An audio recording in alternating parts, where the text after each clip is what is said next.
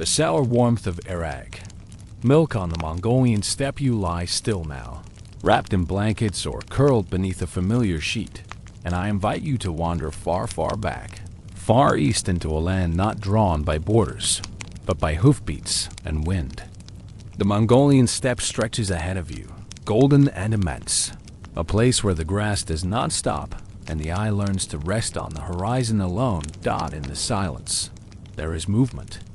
Slow, rhythmic. The sloshing of milk in the leather sack. We begin not with war nor conquest.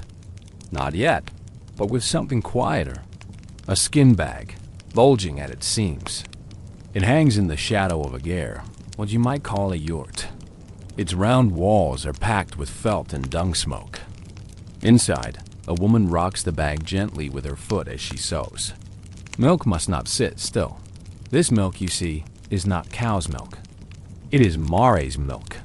And what it will become Arag is perhaps the oldest drink you've never tasted. Mare's milk is thinner than cow's. It has more lactose, less fat. If you drink it fresh, it is sweet and almost watery. But that is not the point. The Mongols, even in the 13th century, had no desire to drink it fresh. They were waiting for the sour, for the bubbling, for the bacteria to speak. Fermentation on the steppe was not a scientific process. It was, in every sense, alive. The process was passed down not by measurement, but by rhythm and taste and muscle memory. The leather bag called a kukul was never washed, not entirely. Bacteria from previous batches lived in its seams, clung to its fibers. In that way, every generation of milk was a descendant of the last. The milk would be added slowly, ladled and warm. It must be fresh, ideally just after milking. The bag was shaken or stirred many times a day. Children did it. Elders did it. It became part of the daily flow, as habitual as breathing or tending fire. After 2 to 3 days, a change would come. You would open the skin sack and breathe in. The scent was not pleasant in the way modern things are. It was sharp, tangy, full. It smelled of horses and grass and patience.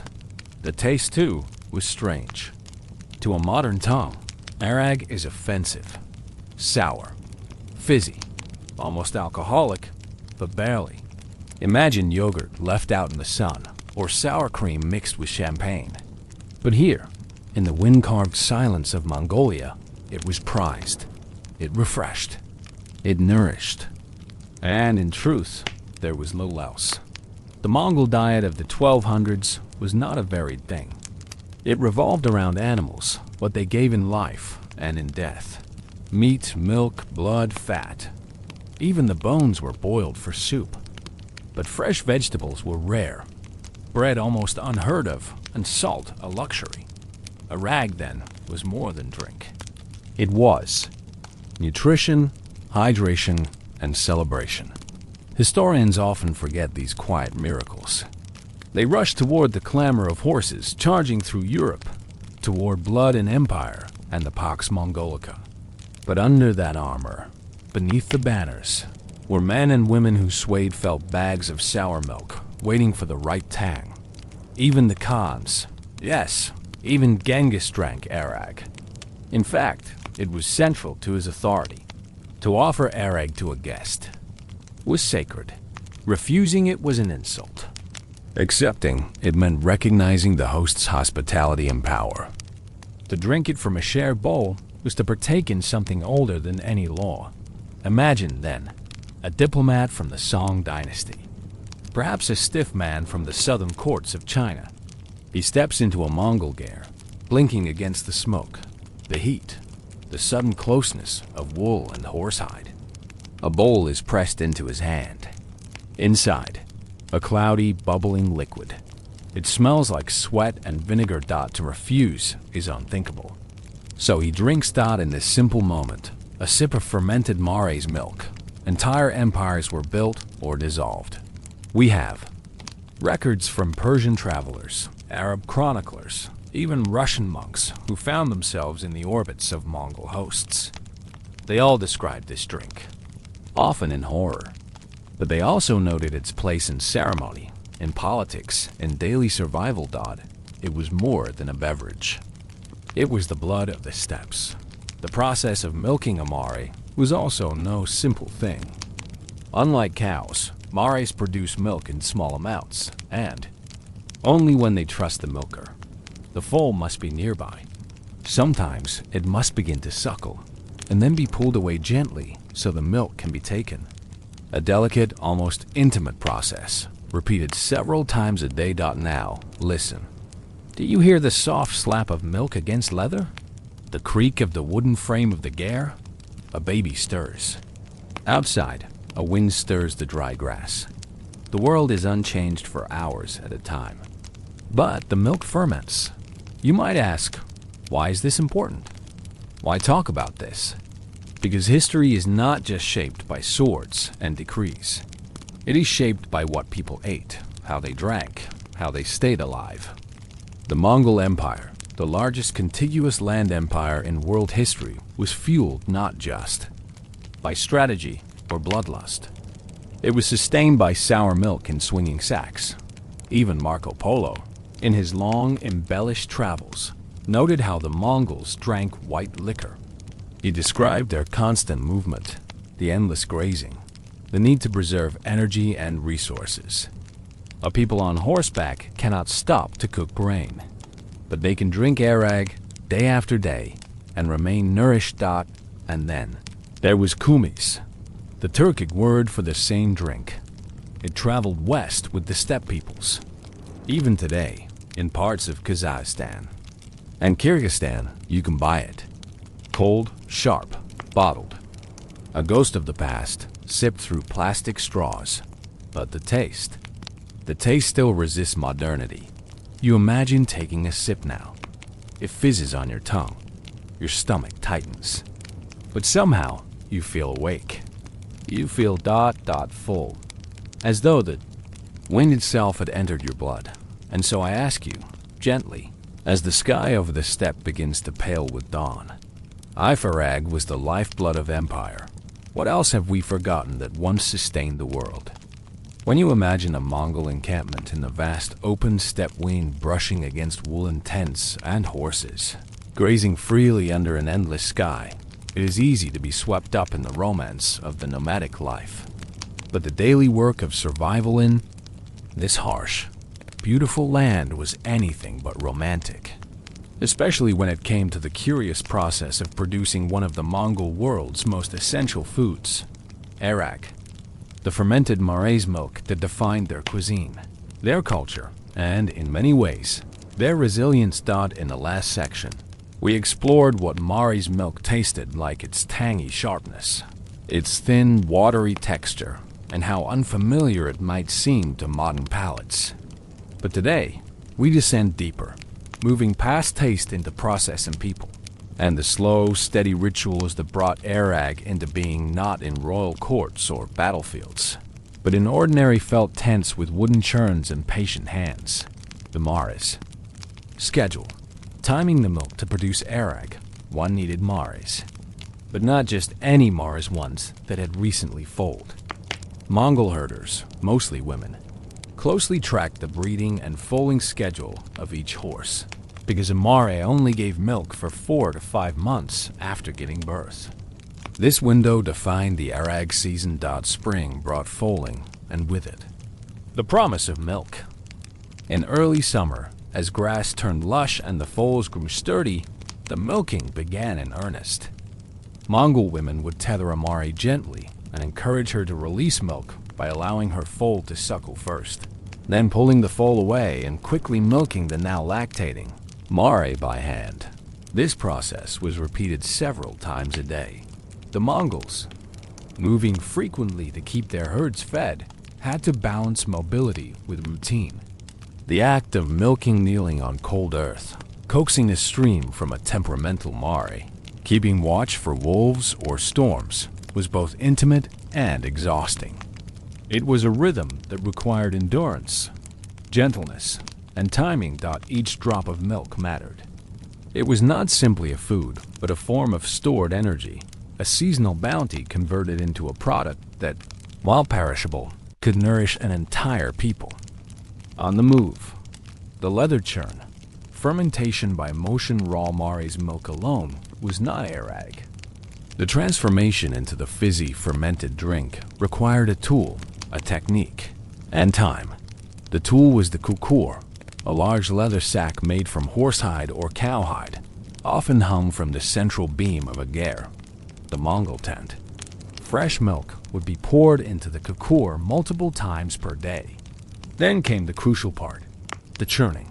Mongols would strike or shake the kukur hundreds of times daily. This wasn't just tradition, it was science through motion.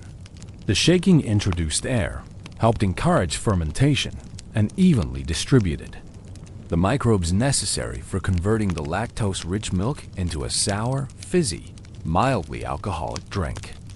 Over several days, with continuous agitation and replenishment of fresh milk, the result was a IRAG. Imagine it. A young woman or grandmother sitting beside the fire, rhythmically punching the leather sack as children played nearby, or a tired herdsman returning at sunset, pausing to stir the fermenting brew with a wooden paddle before lifting the leather flap and checking its froth. This was not industry. It was life on a loop, with muscle memory and instinct guiding the process more than exact measurements. The result was a cloudy white liquid, slightly warm from the day's heat and the fermentation. It would bubble softly in the sack when stirred, a living drink, always evolving. Arag is economy. While largely consumed at home, Arag wasn't only for the family. It held economic and ceremonial value as well. During festivals or diplomatic gatherings, Arag was brought out in wooden bowls as a gesture of hospitality and honor. Guests were expected to sip, often from a communal vessel, and to finish the cup refusing might seem disrespectful, unless one was ill or abstaining for religious reasons.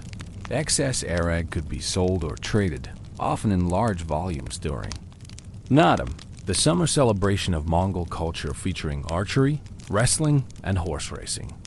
Vendors and herders would meet in makeshift marketplaces where Arag flowed freely, often ladled from massive barrels into travelers' flasks in times of surplus.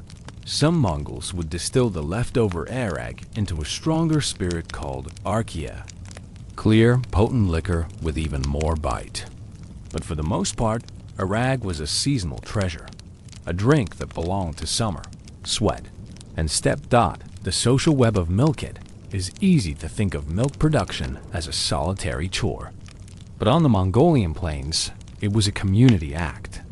Children helped gather foals. Young girls learned to churn from their mothers and grandmothers. Elders oversaw the process and declared when the Arag was ready. It was a shared labor. That became an identity. To be Mongol was to ride well, to live with the seasons, and to know when the milk had turned. And Arag was democratic. While meat was a luxury often saved for men or special events, Arag was for everyone a source of hydration and nourishment in a land where water sources were rare and rivers unreliable. The drink united rich and poor, old and young. Whether sipped from a carved wooden bowl or sloshed into a cracked leather cup, Arag was a thread of survival, woven through generations of steppe dwellers. The flavors of change. As the Mongol Empire expanded, so too did their foodways. Arag became not just a homegrown staple, but a cultural ambassador. Accounts from Persian emissaries and Chinese scribes described the drink with fascination. Many found it strange or off-putting. Others admired its effects, especially its light intoxication, which made people giddy without rendering them useless. Even Marco Polo tasted Arag during his time at the Mongol court. He called it like white wine, but sharp, and remarked that it made the warriors cheerful and ready for company. And still, the method of its making remained mysterious to outsiders. Part science, part tradition, part trust. For the Mongols, however, nothing was mysterious. The milk simply knew what to do if you gave it time, motion, and cared. By now, we've met the drink and the hands that made it. We've seen the tense, the churning, the flick of a mare's tail as milk flowed into wooden buckets. But history is not only made in households. It is forged in war, conquest, and empire. So how did a sour, lightly alcoholic beverage, produced in humble felt gears, become the fuel of an army that would ride farther and faster than any before it? In this section, we leave the hearth behind and enter the saddle, where fermented mare's milk transformed from nourishment into strategy. Marching on Erakth, Mongol horde was not like other armies. It did not lumber on foot or crawl on supply chains stretching miles behind it. It moved at blinding speed, over deserts and mountains, across snow and grass. Its warriors each rode with multiple horses, switching between them to preserve strength. And wherever the Mongols went, Arag came too, stored in leather pouches. Sloshing softly against saddlebags, Arag was the perfect marching ration. It was light, caloric, and hydrating. Its fermentation made it safe to drink long after raw milk would have spoiled. In a world before refrigeration, this was not merely convenient. It was revolutionary, unlike wheat or rice, which required cooking. Grinding, or access to water. Arag was ready as is. Soldiers could sip it while riding. A swig of Arag dulled hunger, quenched thirst, and even lifted spirits with its mild buzz. In cold months, it warmed the blood. In heat, it replenished salt lost to sweat. It was a mobile meal, one you didn't have to stop moving to enjoy. And perhaps most importantly, it was familiar. In the chaos of battle or the loneliness of foreign plains, the taste of Arag was home in the mouth. The Empire's engine modern armies run on logistics. The Mongol army ran on biology. Mongol warriors were often seen squeezing milk directly from a mare into a pouch, tying it to the saddle and letting it ferment with the movement of the horse. As they rode, the bouncing pouch agitated the milk, turning it into a basic form of Arag by the end of the day. Fermentation by gallop. This meant that food production didn't stop at home. It came along for the conquest. No need to wait for a caravan of wagons. No need to pillage villages for grain. The Mongol army brought its own biome, carried on hooves and in hides. Some generals, notably Subutai, the brilliant strategist who led campaigns across Eastern Europe, were said to have measured a campaign's readiness not just by arrows and scouts, but by milk production. A successful military push needed fresh foals, lactating mares, and skilled milkers. Strategy was not just maps and maneuvers. It was ecology. In many ways, the Mongol Empire was the first civilization to turn a beverage into a supply chain. Psychological. Warfare in a cup. There's an often repeated story told by Persian chroniclers. A Mongol ambassador, when asked what his people drank, offered a bowl of Arag to the foreign court. The courtiers, unused to the smell and taste, gagged. The ambassador smiled and said, "Your mouths are too delicate, and that is why your armies break when ours arrive." True or not, the anecdote captures something real. Arag was more than sustenance. It was symbol and separator. It marked who belonged to the world of the steppes, and who did not. To drink Arag was to say, "I do not fear discomfort. I have tamed beasts, ridden wind, and made food from hardship." What then? Is a fortress or a throne? This ethos of pride in endurance was part of what made the Mongol army so terrifying.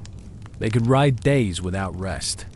They carried no ovens, no wine, no cheese, no flour.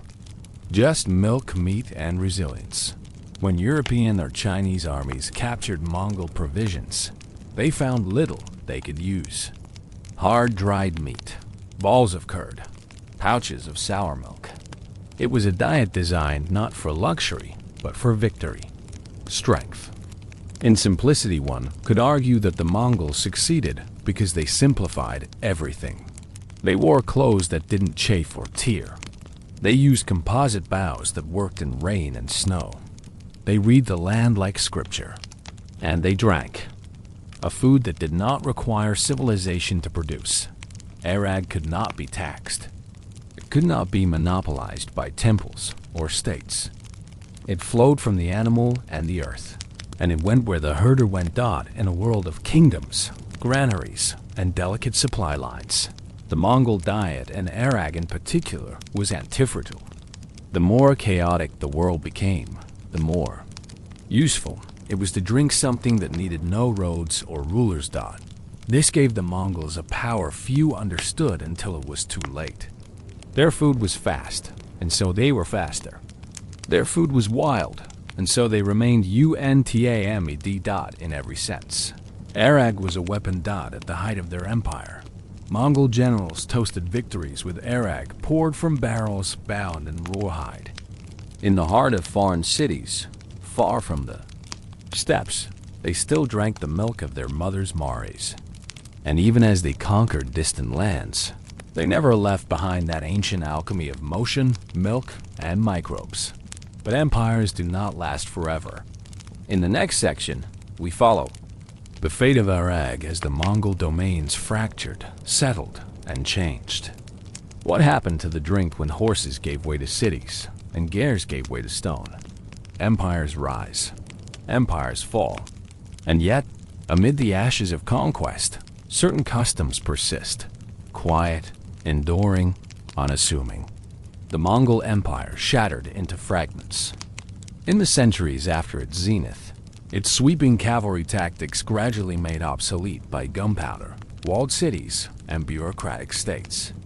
But the drink of empire, that gently fizzing, slightly sour, protein-rich beverage, remained. Arag survived not through triumph, but through habit.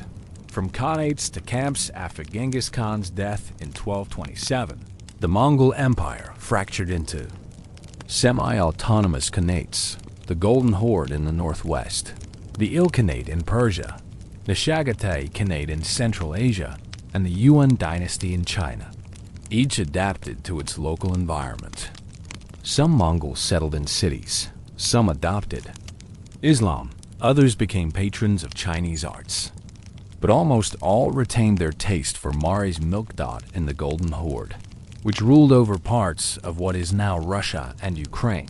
Arag became a symbol of continuity, a reminder of the steppe even as cities like Sarai were built. Court.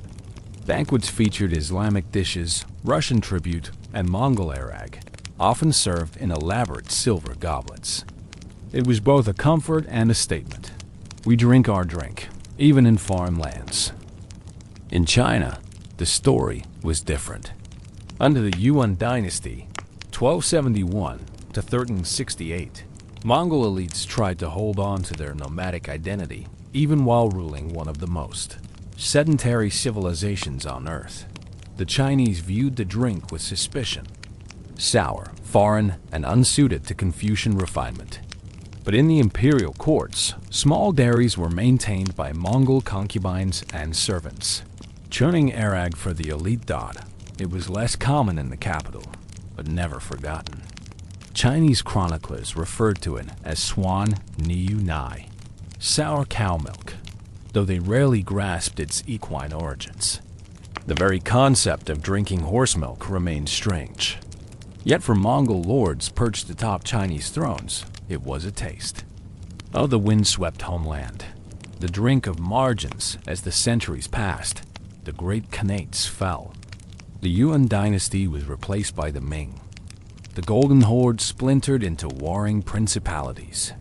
And the descendants of the steppes either vanished into the populations they once ruled or retreated to the grasslands of their ancestors. Arag, too, retreated, not into oblivion, but into the margins dot in rural Kazakhstan, Kyrgyzstan, and Mongolia. It never went away. Among shepherds and horse breeders, Arag remained the drink of the yurt, the camp, the feast. Nomadic families continued their centuries-old methods: foaling in spring, fermenting in summer, storing in bladders or wooden barrels, serving in bowls made of horn or bone dot, It was no longer the drink of emperors or generals, but it was still the drink of memory. Travelers in the 18th and 19th centuries reported being offered arag in distant valleys. Russian explorers, German linguists, and French diplomats all wrote about the curious milk that foamed in leather bags and tingled on the tongue. Most found it unpleasant. Some found it addictive. And in nearly every account, the offer of arag was paired with hospitality. The guests seated cross-legged near the fire, the bowl passed with two hands, the eyes, watching politely to see if the foreigner would finish it. It was a test, a welcome, a ritual. In a world of imperial decline and modernization, arag remained a kind of cultural handshake. Resisting modernity in the 20th century, arag faced a new kind of threat. Not swords or cannons, but progress. Under Soviet rule, traditional practices in Mongolia and Central Asia were discouraged, if not outright banned. Nomadism was viewed as backward. Soviet dairy programs promoted cow milk, industrial cheese, and pasteurized beverages. The methods of arag, open fermentation, animal skin storage, unmeasured wild bacteria, were labeled unsanitary. And yet, even in the collective farms and planned towns of Soviet Mongolia, some families held on. They whispered the old recipes. They brewed in secret. They taught their children not in schools, but in the quiet of summer pastures. In Mongolia, despite being a Soviet satellite, the drink never truly disappeared. It became an emblem of resistance, not political, but cultural. Even when Soviet, dairy stations opened across the countryside.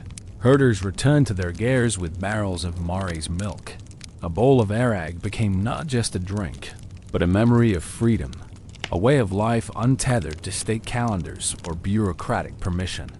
One Soviet health official is recorded to have said in the 1950s, "The Mongols will give up smoking before they give up arag." He was not wrong. Arag in the 21st century today. Arag lives on, not on battlefields, but in festivals, weddings, and summer camps across Mongolia and parts of Central Asia. It is often the first thing offered to a guest in a nomadic home. Children learn to churn. Grandparents remember which tree gives the best wood for fermentation barrels. It's also big business. In Mongolia, entire communities earn income by selling arag during the summer festival season. Tourists flock too. Taste it. Some out of curiosity, others out of a longing for connection to a simpler world. Yet, it remains elusive. It cannot be bottled for long-term export. The living bacteria make it volatile, prone to explosion or spoilage. Attempts to industrialize it have largely failed. Unlike beer or wine, arag is not made in factories. It is made in families. Its taste still varies. Some batches sour, others smoother. One bowl may fizz wildly, another may fall flat, but every batch carries the trace of its maker, its horse, its pasture, and perhaps that is its secret. Arag refuses to become a product. It remains what it always was, a process, a partnership between woman and mare, between muscle and microbe. A modern Mongolian proverb puts it plainly: if the arag is good, the family is strong. Legacy in a cup. So what do we make of this? Cloudy drink, born in yurts, carried in saddlebags, fermented in motion? Arag is not just a beverage. It is history, culture, microbiology, and memory in one. It powered armies. It bound communities. It preserved traditions. It carried the taste of the steppe across continents and centuries. When you drink it, if you ever do, you are tasting a civilization not just in its glory, but in its persistence. You are tasting what it meant to live without cities, to move with the seasons, to trust in the strength of your animals and your hands. You are tasting the milk of survival. And as long as there are mares on the steppe, and herders who rise with the sun to milk them, arag will not die. As this story comes to a close, we return to our overarching question. how does something as humble as fermented horse milk shape the course of history? What other foods, drinks, or habits have traveled silently alongside empires, shaping the world not with fanfare, but with fermentation? In the next story, we turn from the grasslands to the Balkans, where an equally humble item, the clay amphora, quietly altered the fate of empires through trade, wine, and water. Story 2. The jar that crossed the sea before empires had walls, before cities had streets, before armies wore iron. There was clay. It was soft when wet, hard when baked, and infinitely shapeable.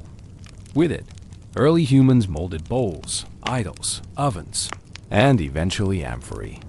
The tall, slender jars with two handles and a pointed base that would become one of history's most influential, yet invisible, technologies. The amphora was not born in glory. It was born in necessity. The shape of containment. The earliest known amphora-like vessels date back to the Neolithic period, around 5000 BCE, in the regions of Anatolia and the Fertile Crescent. These proto-jars were squat, round-bottomed, and used mostly for storing grain or water within villages. But as settlements became cities and trade began to flow between rivers, seas, and mountains, a new kind of vessel evolved, one that could move. The true amphora took shape in the Bronze Age, in civilizations around the Aegean Sea. Its key innovation was simple but profound: the pointed base. This feature allowed amphorae to be easily nestled in sand, clay racks, or ship holds. Onboard cargo vessels, they could be packed tightly, upright, or stacked, with little risk of tipping. Handles allowed for easy carrying. Narrow necks reduced spillage. The pointed base made it ideal for maritime trade, where flat-bottomed containers were unstable on shifting decks. The amphora wasn't just a jar. It was a technology of movement, the unseen infrastructure of empire. To understand how powerful the amphora would become, one must first grasp the nature of ancient commerce. Grain, oil, wine, fish sauce, dates, honey. These were the lifeblood of early cities. They fed armies, funded temples, and greased the gears of diplomacy. But they spoiled easily, spilled often, and needed to be shipped in bulk across rough terrain or stormy seas. Enter the amphora. In the palaces of Mycenaean Greece, storerooms were lined with giant storage jars, amphorae so large they had to be set in the ground. Each one held oil, wine, or precious perfume, a miniature vault of liquid value. By the time of the Phoenicians, around 1000 BCE, amphorae were not just vessels, but standardized cargo units. Their shape became more uniform, their size more predictable. A merchant in Tyre could load his ship with hundreds of amphorae filled with purple dye, olive oil, or salted fish, knowing they would stack neatly in the hold and survive. The journey to Cyprus or Carthage. And when the Greeks inherited this trade, they took the amphora to new heights, not only as a shipping tool, but as a medium of identity. Athenian amphorae bore black figure and red figure paintings of gods, athletes, and battles. They were works of art and declarations of culture, even when filled with something as mundane as wine. The Romans, as with so many things, perfected the system. By the 1st century BCE, Roman amphorae were mass-produced in state-run kilns, stamped with the names of factories, and used to ship garum, fermented fish sauce, oil from Hispania, and wheat from Egypt. Some Roman shipwrecks contained thousands of identical amphorae, each one carefully sealed with pitch and bearing titillally picty-painted labels describing contents, origin, and inspector's name. They were the shipping containers of antiquity, the amphora economy. What made the amphora so transformative wasn't just its function, it was how it shaped scale. With the amphora, goods could be measured, taxed, stored, and counted. 1 amphora of wine might be enough for a household for a month.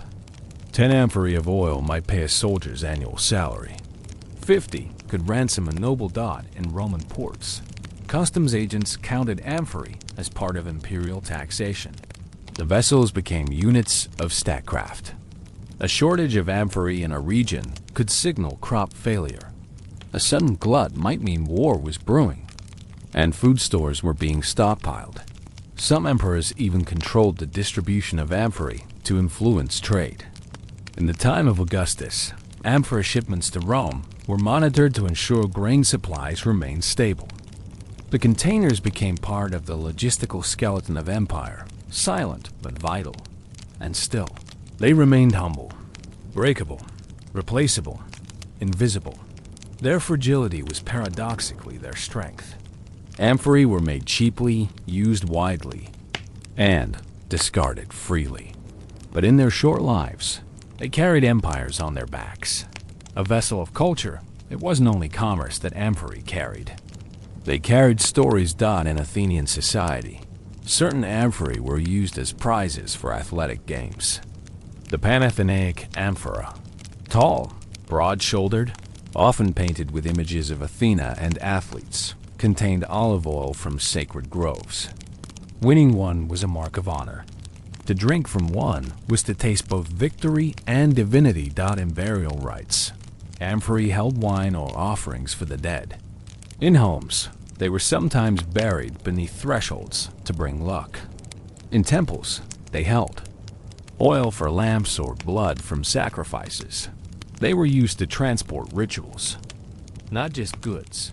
One shipwreck, found off the coast of Israel and dated to the 4th century BCE, contained amphorae filled not with wine or oil, but with delicately preserved rose petals, likely intended for use in perfumes or ceremonial garlands. The fragility of the flowers matched the fragility of the vessels.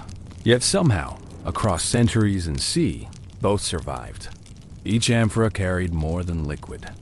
It carried intent. In the next section, we follow the amphora across the sea, into Roman colonies, North African markets, and the wine-soaked taverns of Londinium.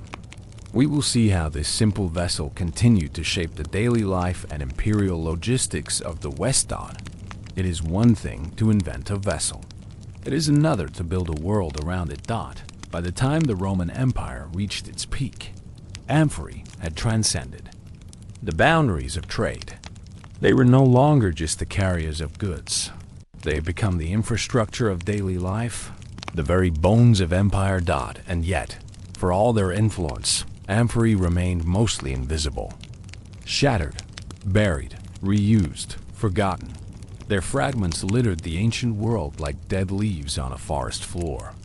But from those fragments, a story emerges. Not one of emperors or generals, but of dockhands, soldiers, innkeepers, and bakers. Of ordinary people whose lives were shaped by jars, Londiniums.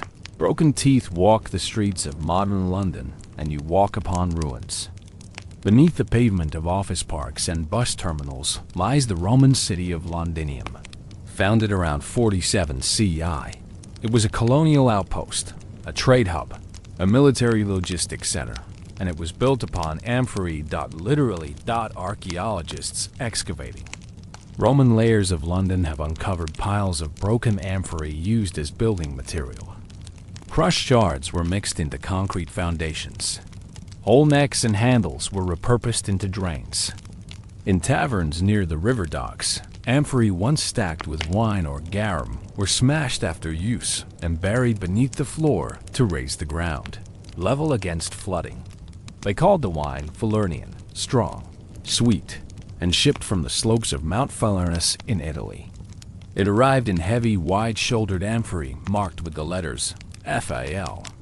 A shipment to Londinium might carry thousands, packed in the hull of a flat-bottomed Roman freighter. By the time a legionary uncorked one in a smoky tavern, the jar had already traveled over 1,500 miles, from vineyard to ship to river port to wagon to city. When empty, the jar had no further value. It was smashed, buried, forgotten, but it was never gone. The Monte Testaccio in Rome. There is a hill with no name in ancient texts, no shrine or temple atop it. No myth to explain its rise. It is called Monte Testaccio, Mount Pottery Shard. It stands over 150 feet tall and spans nearly a kilometer in circumference, and it is made entirely of broken amphorae. Over 50 million of them. This was not a garbage heap. It was a state-managed facility where workers recorded and discarded the spent containers of Rome's commercial heart. Most of these amphorae carried olive oil from Hispania Baetica, modern-day Andalusia, a key source of fat for cooking, lighting, and religious use. Each jar was stamped with inscriptions: the producer, the tax official, the year, the weight of the contents. Rome knew its jars as it knew its roads, and when the oil was used in kitchens, bathhouses, or army camps, the amphora was brought here, emptied, broken, and methodically piled. Monte Testaccio is a mountain made of administration. It is a geological record of trade, of state control, of urban hunger. No other container in human history built a hill. Jars on the frontier beyond Rome's borders. Amphorae told different stories. Tales of risk, improvisation, and cultural exchange. In the far reaches of Dacia, Germania, and Britannia, Roman. Amphorae were found not just in military camps and cities, but in native settlements. There, they were repurposed, cut into bowls, used to store seeds, turned into makeshift chimneys. Some local artisans even imitated Roman amphorae, creating hybrid forms that blended indigenous shapes with imperial function. The jar became a diplomatic object, a symbol of contact, conquest, or commerce. In the desert outposts of North Africa, amphorae served another critical role: water transport. In arid provinces like Tripolitania or Numidia, soldiers and merchants relied on specially sealed amphorae to move drinking water across scorching terrain. The same jar that once carried garum in Spain now carried life in the Sahara. To cross the empire was to see amphorae not just as vessels, but as adaptable architecture, the Lego bricks of an ancient world, the silent language of trade to the fillet to the Egyptian. Untrained eye, ancient amphorae all look alike. Terracotta bodies, narrow necks, twin handles. But to Roman merchants, these differences were a language. Each amphora type had a code. Dressel 1, Dressel 20, Dressel 7 to 11, a modern system named after German archaeologist Heinrich Dressel, who cataloged hundreds of forms. The system reveals how each shape correlated to a region, commodity, and era. Dressel 1, large, narrow amphora used for wine from Italy in the 2nd century BCE. Dressel 20, bulbous form used for Spanish. Olive oil in the early empire. Dressel 7 to 11. Small jars used for garum and fish products. These weren't just containers. They were identifiers. A port inspector could look at the jars unloaded from a ship and know, without unsealing them, where they came from, what they carried, and whether customs had been paid. It was a visual language of logistics, a grammar of empire. Amphorae. As clues in the 21st century, archaeologists treat amphorae not as artifacts, but as data. By mapping the distribution of amphora types, researchers reconstruct trade routes, economic shifts, and even dietary trends. A sudden drop in Dressel 20 finds in Britain might signal a disruption in Spanish oil exports, perhaps due to war, plague, or drought. In this way, broken jars become historical seismographs, registering the shocks of famine, invasion, and imperial collapse. Amphorae also speak to the rhythms of daily life. From Egypt to Gaul, graffiti scratched onto amphorae tells of merchants, jokes, curses, and prayers. One amphora found near Pompeii bears the words, "Hic habitat felicitatis." Happiness lives here. A jar may be mute, but not silent. In the next section, we explore the amphora's second life after the fall of the empire, as a hidden technology, an archaeological language, and eventually as a symbol of timeless human connection through trade. When an empire dies, it leaves behind its bones. Amphorae are among the most enduring of these, not as monuments, but as debris. The fall of Rome did not end the story of the jar. In some ways, it began a new one. The amphora was a survivor, not of bloodlines or dynasties, but of material permanence. It weathered the collapse of cities, the silence of ports, the retreat of legions. And in the quiet centuries that followed, the jar was reborn, not in kilns, but in fields, foundations, and memory. A jar in the soil in 1954.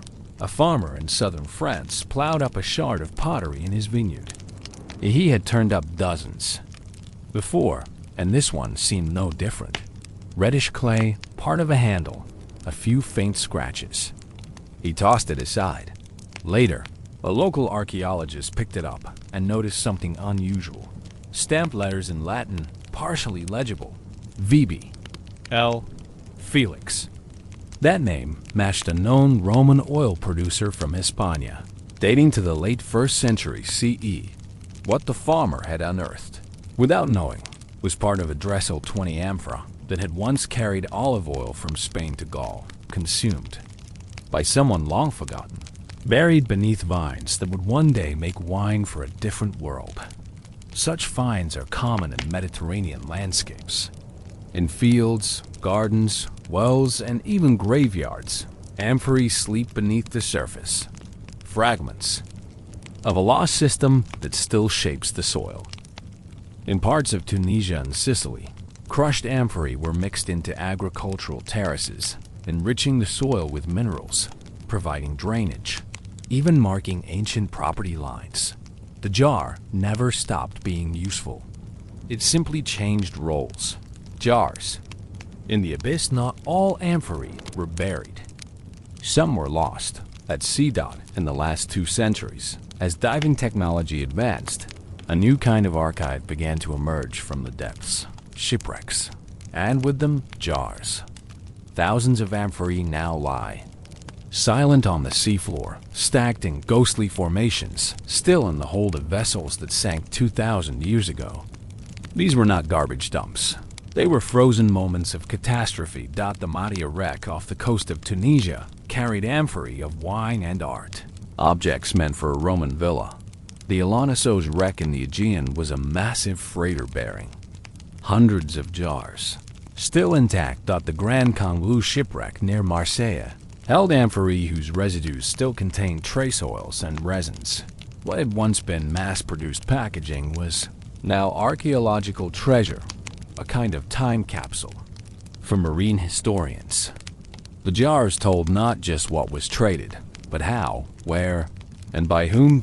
Using chemical analysis, scientists have even identified the residue of contents, pinpointing grape varietals, fish species, and the chemical markers of olive oil oxidation. In the jar's walls, an empire is encoded. Resurrection in a museum by the 19th century. Amphorae began to appear in museums across Europe. Excavated from Roman villas, retrieved from shipwrecks, or purchased from local diggers, they were cleaned, reconstructed, labeled, and displayed behind glass. But something changed in this process. The amphora was no longer a tool, but an object, a symbol of antiquity, removed from its purpose, admired for its form rather than its function. In rooms lined with marble and brass, the jar became part of a narrative of civilization, a silent stand-in for empire, order, and classical grandeur. Few visitors stopped to ask how many thousands of these existed, how many hands had touched them, how many backs had ached under their weight. The museum turned the amphora from infrastructure to art, and in doing so, it detached it from the people who had made it essential. And yet, in these halls, the jar gained new power. The power to connect. A visitor might trace their fingers along its curved shoulder and imagine the Roman merchant who once sealed it, or the sailor who stowed it deep in a hull, or the cook who poured out its oil onto a pan of lentils and leeks. The jar, broken or whole, became a portal. The jar as metaphor by the 20th century. The amphora had entered literature and philosophy.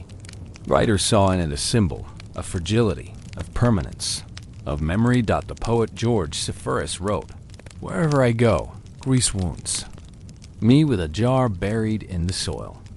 Philosopher Gaston Bachelor meditated on jars in the poetics of space, imagining them not merely as containers, but as inner worlds, wombs, chambers of imagination, the architecture of memory. And in modern novels, the amphora appears again and again, unearthed in post-war ruins, salvaged in underwater dives, whispered about in the dreams of archaeologists. The jar, once anonymous, had become a character. Digital resurrections in our time, the amphora has entered yet another life, a digital one. Across universities and research institutes, amphorae are being scanned, modeled, and entered into global databases. Projects like the Roman Amphorae Database or the Portus Project have mapped thousands of finds, each one geotagged, photographed, and cataloged. Machine learning tools now analyze amphora distribution patterns, tracing climate events, warfare, and economic shifts across time. The jar, long silent, is now part of a chorus of data. Some researchers even experiment with 3D printing ancient amphorae, not as replicas, but as tools to test historical hypotheses, how they stacked, how they poured, how many fit in a Rama. Ship's hull. The amphora has joined the cloud, but unlike many ancient tools, weapons, coins, jewelry, the jar resists luxury. It was never precious. It was always ordinary, and it is precisely this ordinariness that makes it immortal. It reminds us that civilization is not made only by kings and priests and poets, but by packers, potters, porters, and pickers, people whose lives flowed through the mouths of jars. Next, in the final section of this story, we'll explore the amphora's timeless legacy, how it became a symbol for all containers, how its DNA lives on in every bottle and crate, and why the story of human trade is, in some sense, the story of the jar. We no longer carry oil in clay. We no longer seal amphorae with pitch and rope, but we carry their ghost. The amphora is not dead. It has simply evolved, its form reshaped, its material updated, but its purpose unchanged: to contain, to transport, to connect. If you hold a wine bottle in your hand, you are holding a descendant. If you open a can of tomatoes, you are performing an ancient rite. If you stack shipping containers at a port, you are echoing the geometry of Rome. This is the quiet legacy of the jar. The inheritance of form. The amphora's shape was not arbitrary.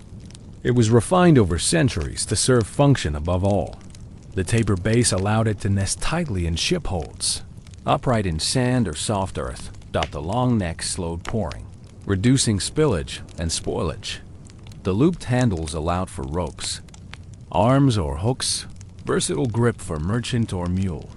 The standard sizes enabled taxation, trade, and logistics across empires.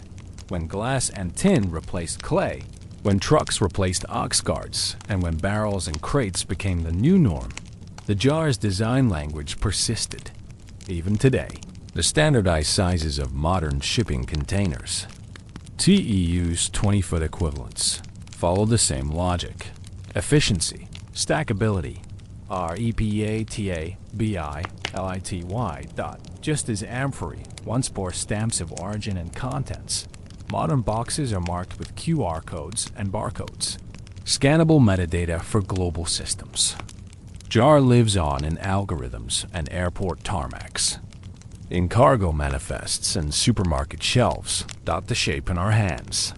The wine bottle, in particular, is the amphora's clearest air. Its glass curves mimic the ancient silhouette. Its neck is narrow, its base sable.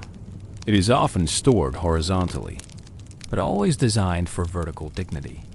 Unlike its ancestor, it carries more than liquid. It carries meaning of place, of quality, of ritual. To uncork a bottle is to participate in a ceremony that once belonged to temples and taverns. To toast is to echo ancient libations once poured from painted jars into the dust for forgotten gods. Even our language bears the jar's residue. We say something has spilled over. A jar without discipline. We speak of people as empty vessels or full of potential. We label projects as containers of knowledge or meaning. These metaphors are not decorative. They are structural. The jar shaped how we think. A vessel of memory. Every civilization builds some version of the jar. In Egypt, they held perfume and grain. In Mesopotamia, they bore beer and cuneiform tablets. In China, porcelain jars crossed borders centuries before Marco Polo. In the Andes, the Mocha made stirrup-spouted jars that told stories with their forms. The Roman amphora stands out not for being unique, but for being ubiquitous. Its survival in such great numbers makes it the most democratic artifact of the ancient world. Coins were rare, statues fewer, but amphorae? Millions. We can map Roman life more clearly through jars than through generals. We know what they ate. We know what they valued.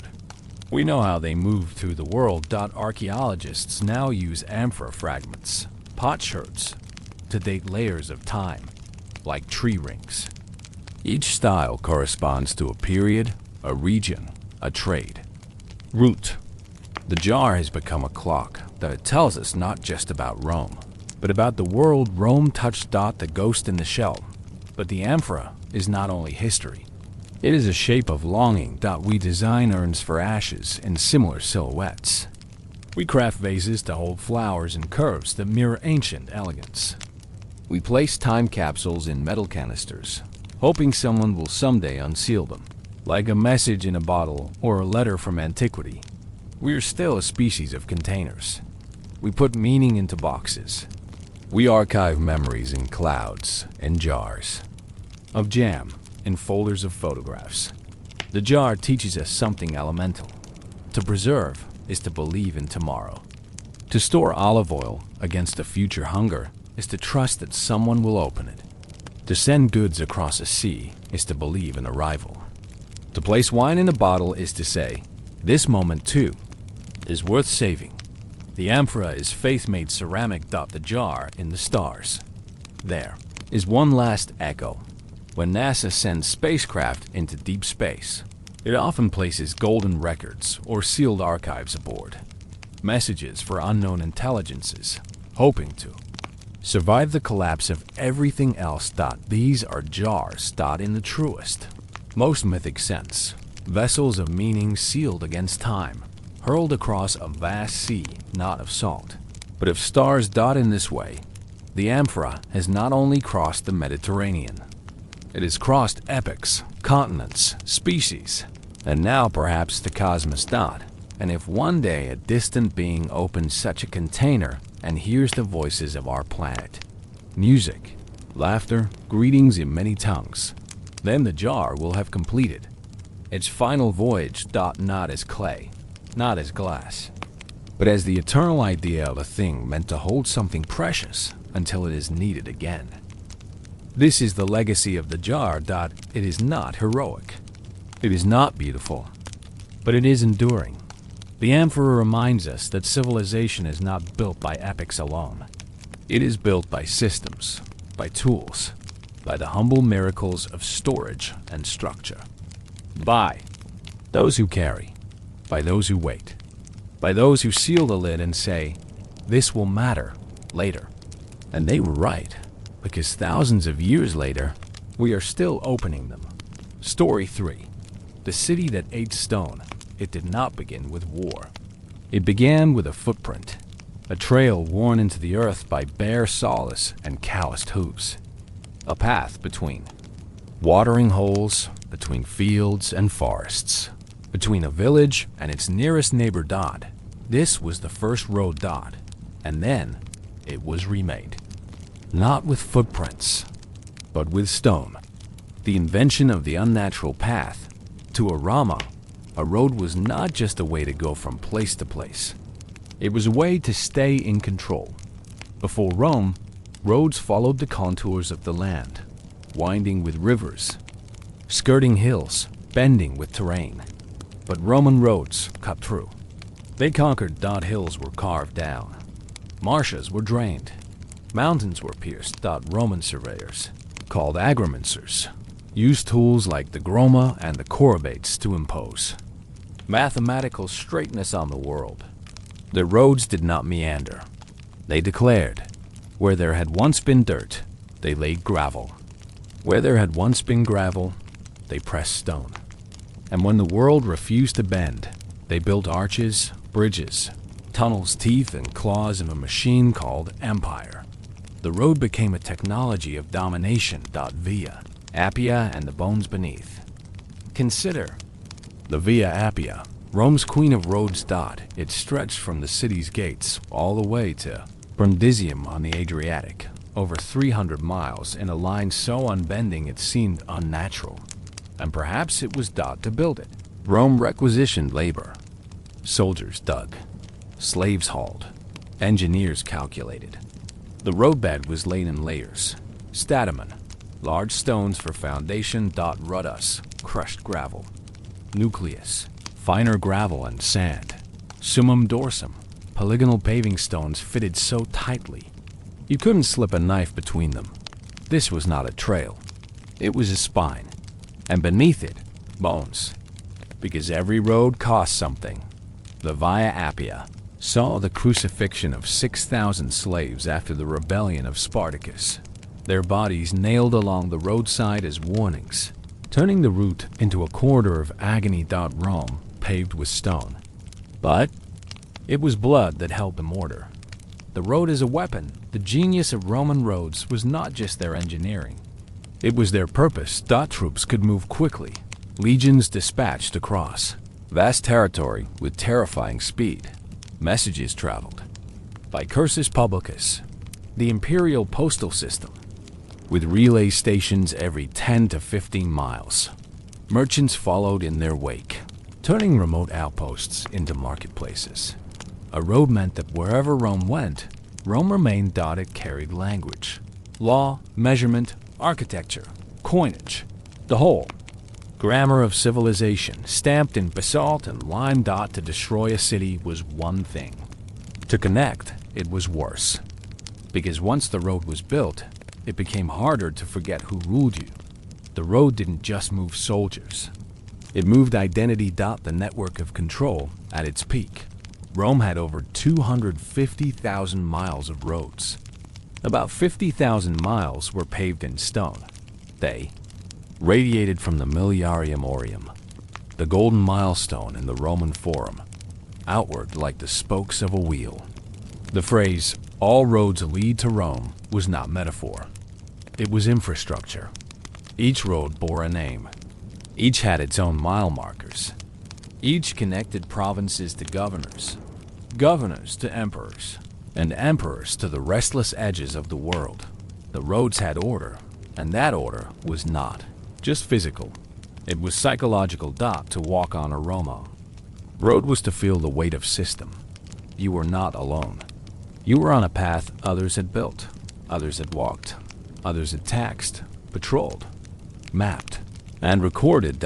You were part of something vast. Something that did not ask permission. Something that ate landscapes and gave back Rome. Where the stones go silent, but nothing eats forever. As Rome declined, the roads remained.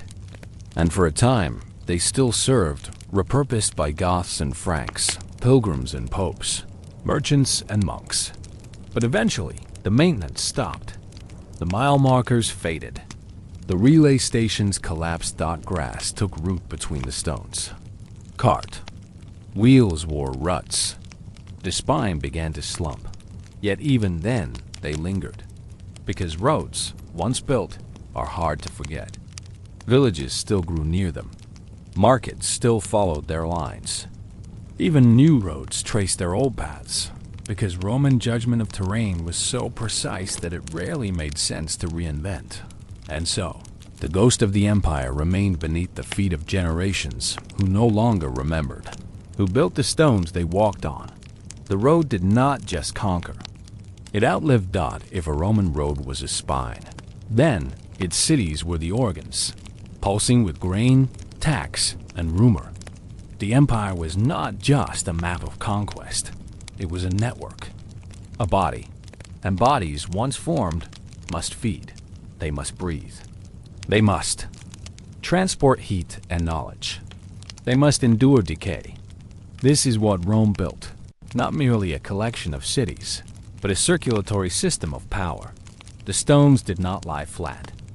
They carried dot the rhythm of the stones, traveling on a Roman road in the 2nd century CE. You would have felt the beat of empire beneath your sandals. Every 20 miles or so, you'd find a mansio, a roadside inn maintained by the state. These were not taverns, not truly.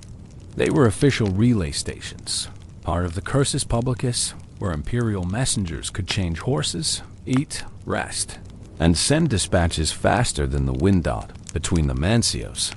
There were mutations, stables, where you could swap mounts. Everything was planned, engineered. Timed dot soldiers had marching routes. Caravans had schedules. Tax collectors had deadlines. Even stone had an itinerary. Quarried in the hills, dragged in carts, laid by masons who left behind chisels and curse. Tablets in the margins of the earth. The road was not just to go somewhere. It was to keep the system alive. Cities as mouths Rome itself, the beating heart, consumed at a pace few cities have rivaled dot by the early imperial period. Over 1 million people lived in the city. It required 500,000 tons of grain per year, tens of thousands of amphorae of oil and wine slaves, from the Balkans marble, from Asia Minor spices, from Syria papyrus, from Egypt, and every item, every drop of olive oil, was transported over roads dot the grain fleet might sail from Alexandria. Yes. But once it reached Puteoli or Ostia, the carts rolled inward. Heavy wheels grinding the stone, animals sweating, road dust coating the barrels. If you imagine Rome as a mouth, the roads were its throat. And the cities beyond, Capua, Narbo, Londinium, Antioch, were the organs feeding it. Cities could not be islands. They could not survive without their roads. And so, even conquered peoples, even resentful provinces, found themselves building and maintaining the very arteries that fed their oppressor. They did it because they had to. The geometry of survival. The farther a city was from Rome, the more vital its connectivity became. A remote city, like Lugdon, modern Lyon, depended on the roads to stay relevant. It needed to receive shipments, process taxes, deliver troops, send reports. A city that lost its connection was a city that would wither dot.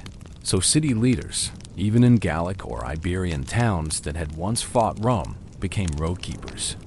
They maintained milestones, repaired pavement, and sometimes even funded road construction.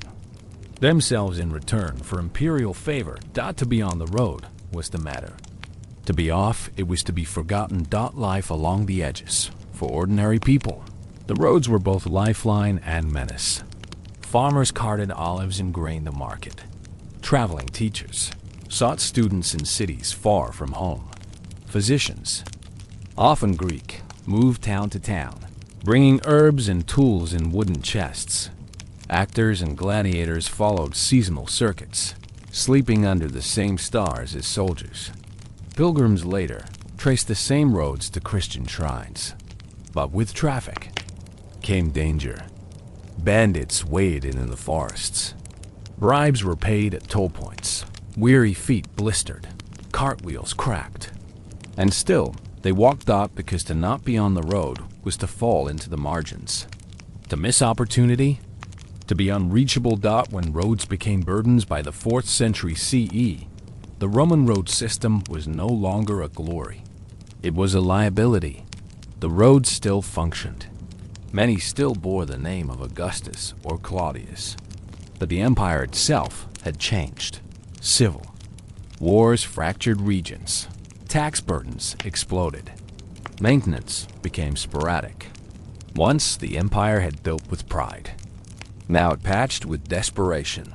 Provincial cities began to contract inward, drawing walls tighter, abandoning suburbs, fearing the very roads that once brought goods and letters, because now they brought invaders. Germanic tribes moved along. These roads too.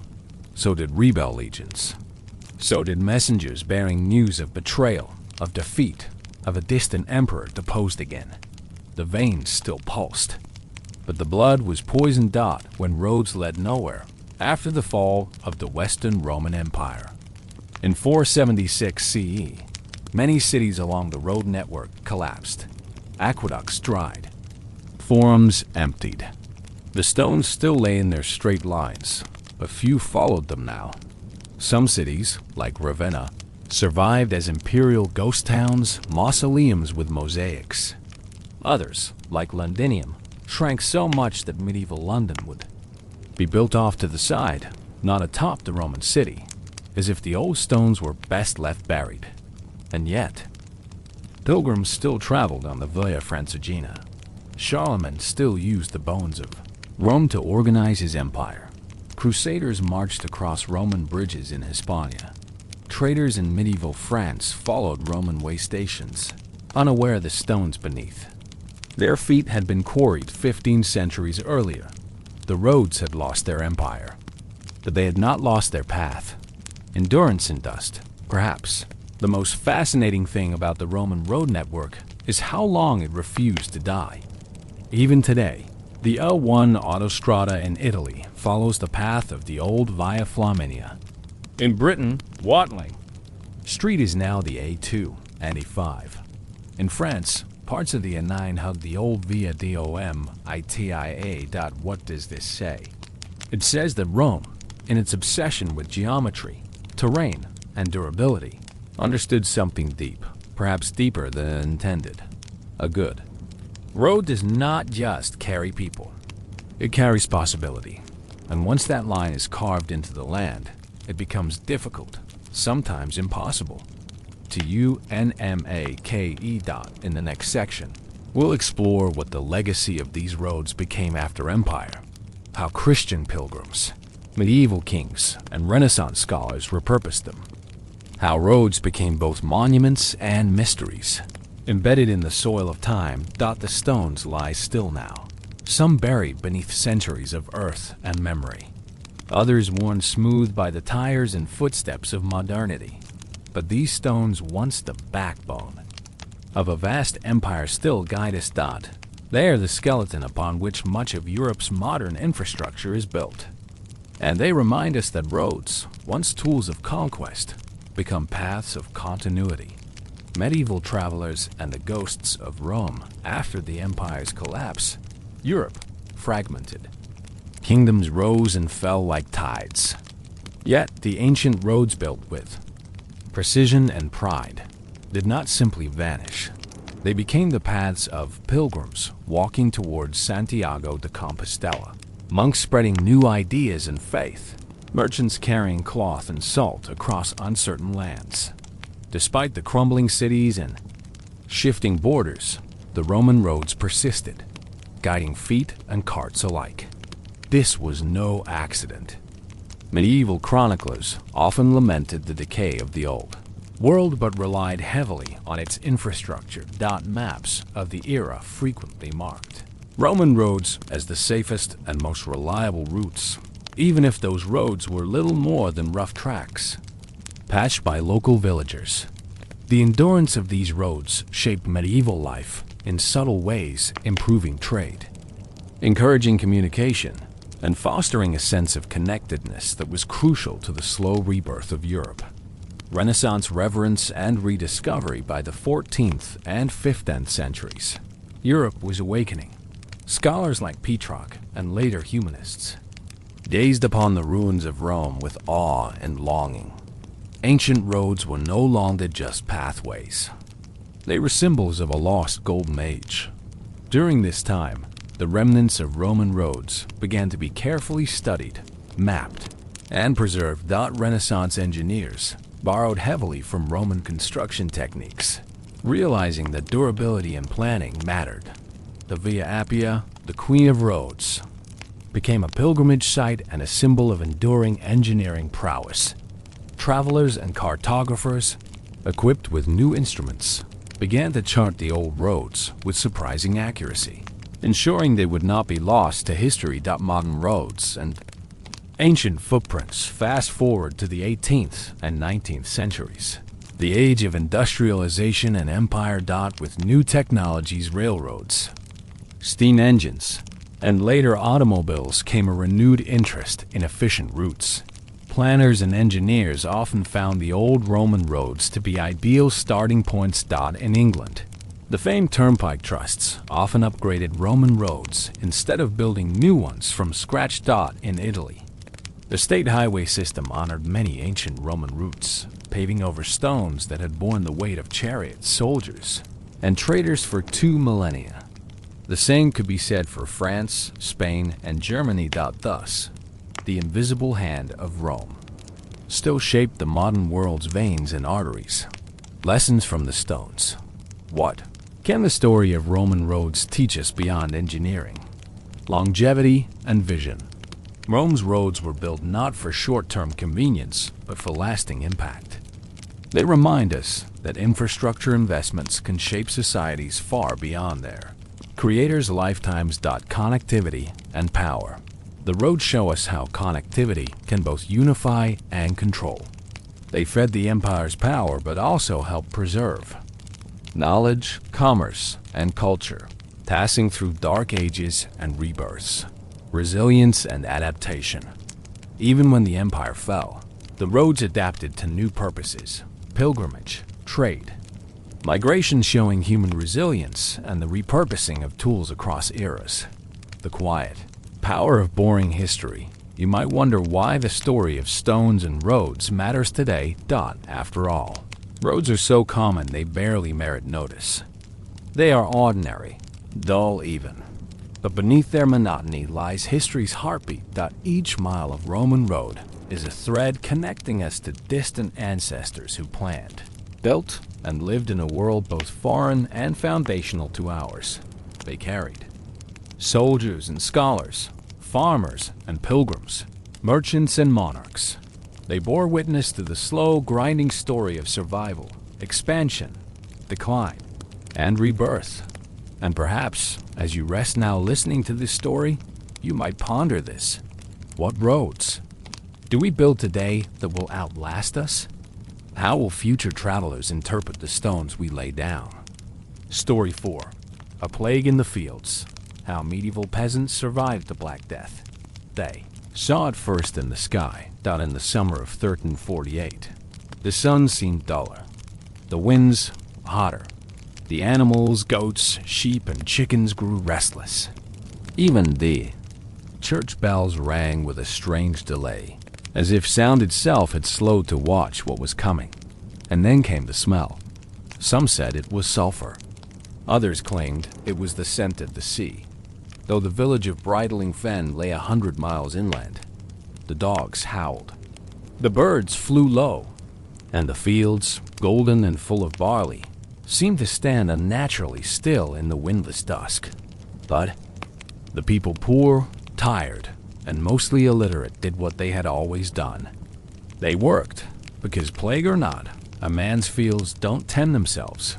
The peasants of England, in the 14th century, lived close to the bone, not just in poverty, but in proximity to the soil, the sky, the animals, and death. They were bound to their manors, villages, or hamlets grouped around a local lord's hall or church tower.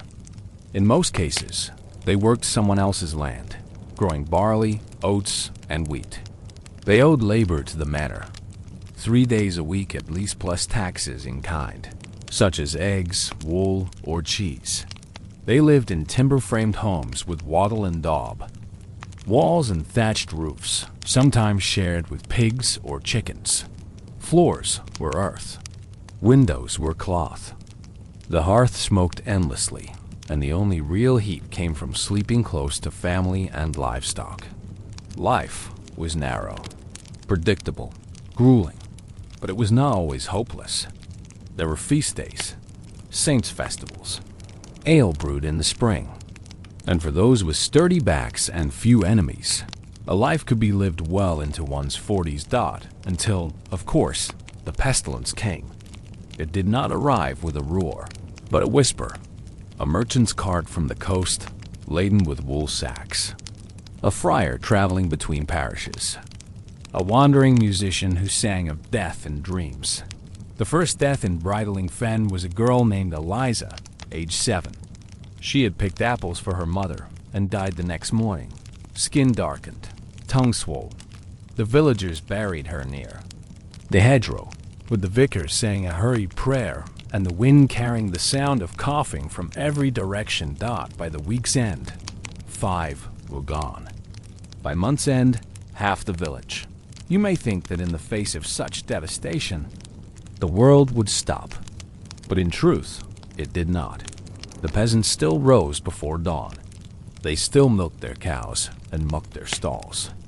Even the dying tried to finish their tasks, for it was said that unfinished work would chain a soul to the earth. Old Moreland, the plowman, dug a final trench before collapsing beside his ox. Mara, the miller's wife, baked 4 loaves after, burying her husband and 2 sons. Survival was not noble or glorious. It was habit, grit, the dull, repetitive rhythm of labor that outlasts even grief. The church, once a pillar, faltered by the middle of 1349. Most of the clergy were dead, or fled. The vicar of Bridling Fen tried to bury every body properly, but soon he too was coughing blood and whispering scripture to himself in an empty nave. One peasant, Hob Tolland, took over his duties. Hob couldn't read, but he remembered enough. Latin to chant psalms and wave incense over the mass graves. They buried the dead near the fields, because there was no more room in the graveyard, and because the earth was softer where barley had grown. Sometimes the bodies moved in the night, not because they were alive, but because the rats that lived beneath them were rumors came in from distant villages. Some said the plague was punishment for sin. Others blamed foreign merchants. A few muttered that it came from a star that fell into the sea. Peasants rarely traveled more than 10 miles from their homes, but stories traveled faster than carts did, and in these stories, a strange hope began to grow. That maybe, just maybe, the plague would kill enough people to free them from forced labor, from rent, from the lash of the reeve and the whims of the Lord. No one said it aloud at first, but the thought took root in silence, like rye in a fallow field. And so they endured. They brewed potions of sage, vinegar, and garlic. They wore dried flowers around their necks. They burned sweet-smelling wood and hung herbs in doorways. Some bathed.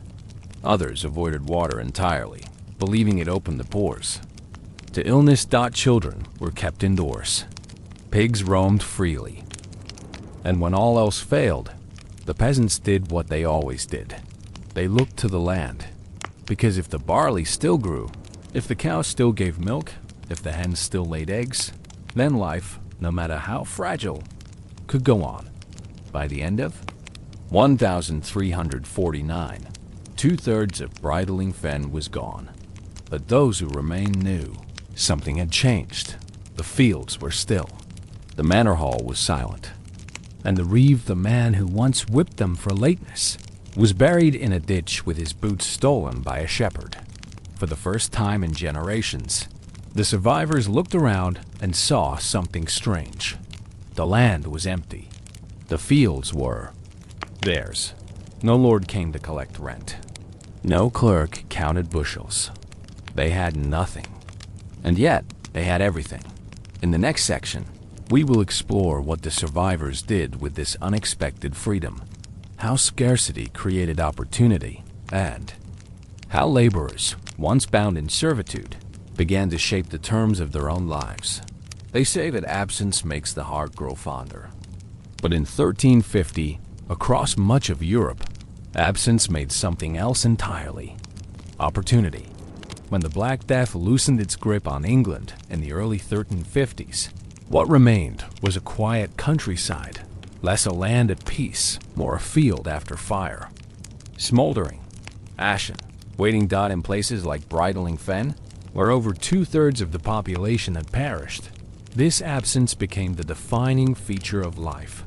The markets were quieter, the fields overgrown, and the manorial rolls once bursting with names, debts, fines, and obligations were now thin parchment, marked mostly by inked-out lines. The land remained, but the people to work it had vanished. And suddenly, for those who had survived, the rules began to bend. The medieval manor was never just a plot of land. It was a closed system, a fuel machine of duties, rents, customs, and hierarchy. Peasants, sometimes free, often not owed labor in exchange for access to strips of land or common pastures. They paid in coin when they could, in goods when they could not. Before the plague, lords had the upper hand. Laborers were many. Land was limited. If a peasant complained, the reeve could fine him.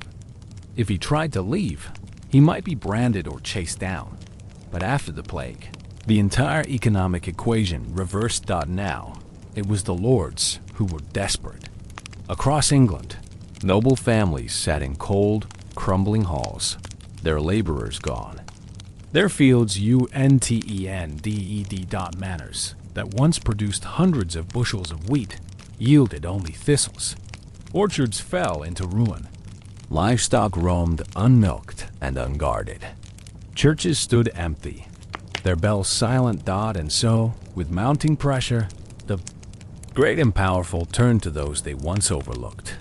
The survivors, the laborers who remained. People like Hob Tolland, the grave digger turned field hand, and Mara the widow baker, now working 3 plots of land alone. They were no longer invisible. Now they were invaluable, with demand high and supply low. Peasants began to do something previously unthinkable. They bargained. A man like Hob might be offered an entire cottage and strip of arable, land in a neighboring village, simply to agree to live and work there. Lords offered better wages, freer terms, or even forgiveness of past debts. A plowman could earn what a bailiff once did. Young women found they could negotiate dowries and rights that had once been entirely out of reach. Some left their home. Manors entirely illegally, yes, but often with no one left to stop them. The rules of feudalism cracked, not because of war or revolution, but because there simply weren't enough people left to uphold them. This shift was most visible in 2 places: the manor court and the harvest field. In the manor court, the old routines faltered. Fines for absence went unpaid. Fees for bread ovens or pasturage were quietly ignored. The lords might protest, but even their stewards grew cautious. Who would collect these fees? And from whom? If you pressed too hard, the few tenants you had left might simply walk away. In the fields, the labor dynamic changed entirely. Men and women could demand silver pennies per day. They could ask for shorter hours, more meat in their rations, and even breaks during harvest. It wasn't a revolution with swords and fire. It was a quiet rebellion, measured in hours worked and loaves earned. In 1351, King Edward III issued a response, the Statute of Laborers. This law attempted to freeze wages at pre-plague levels and forbid laborers from moving between manors. But paper and law only go so far when reality has shifted. Enforcement was erratic. Local lords either ignored the law or used it to press negotiations. Laborers scoffed. Officials found themselves chasing ghosts across the countryside. In many places, the statute was little more than ink on vellum, irrelevant in a land where the barley still needed reaping, and the men to reap it had choices. Back in Bridling Fen, Hob Tolland now oversaw 5 strips of land that once belonged to his neighbors. 2 claimed from an abandoned manor a day's walk away. Mara's bakery grew into something closer to a business. She traded with travelers and even hired a younger cousin from another village. The fields were still quiet, but not lifeless. Peasants began to think generationally. They built sturdier homes. Some married for land, not just affection. They taught.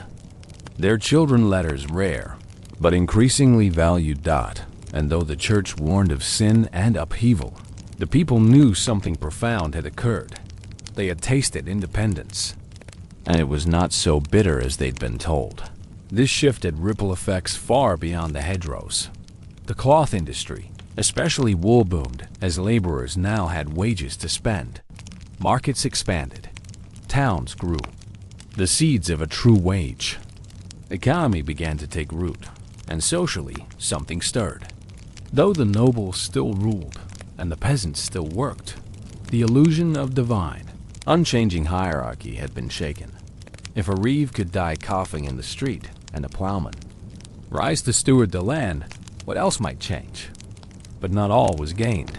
With new freedoms came new dangers. Enclosures dash, where lords fenced off formerly common land for sheep grazing, accelerated in the century to follow, displacing many. Some lords, unable to compete, sold or abandoned their holdings. The gap between those who survived well and those who barely did widened. A rural middle class began to emerge, but so did a new wave of displaced laborers with no land at all. Still, compared to the rigid, immobile world before the plague, this was a time of motion, of change, of possibility. And for peasants, like those of bridling fen, it was a rare moment when history turned its gaze not to kings or castles, but to them. As the 1360s rolled in, many of the fields once filled with bodies were filled with barley again. But the people planting it walked with a little more certainty, a little more confidence, because the rules had been broken. And once broken, they could not be fully mended.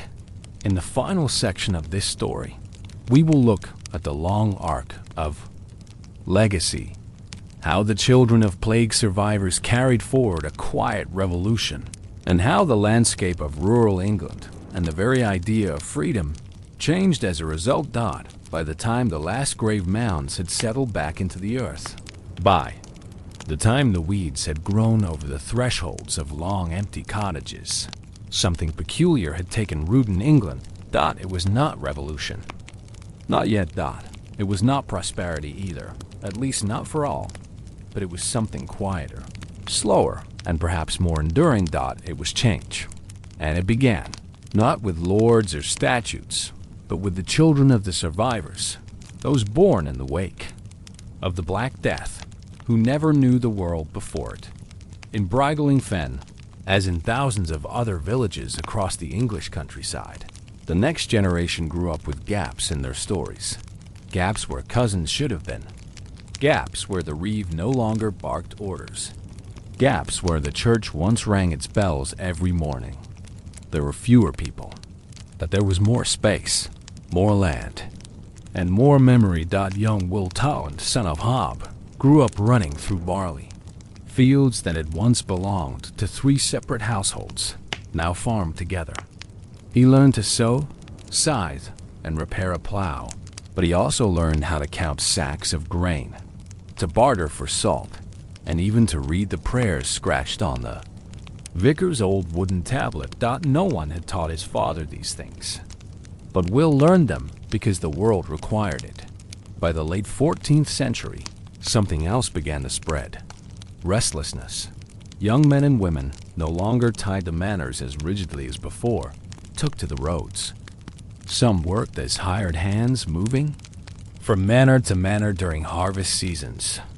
Others joined trades in market towns or took service in minor, noble households. The idea that one must remain where one was born, on one's assigned strip of land, under the shadow of one's assigned lord, began to weaken. The plague had wiped away many things. It had also wiped away many constraints. The English peasant was, in small but growing ways, becoming a person who moved. This mobility was not just physical. It was mental, spiritual, cultural. In the old days, Most peasants accepted that their place in the world was fixed, that God had ordained the high and the low, and that it was a sin to disturb that order. But in the wake of so much death, certainty frayed. Why had the pious died and the wicked lived?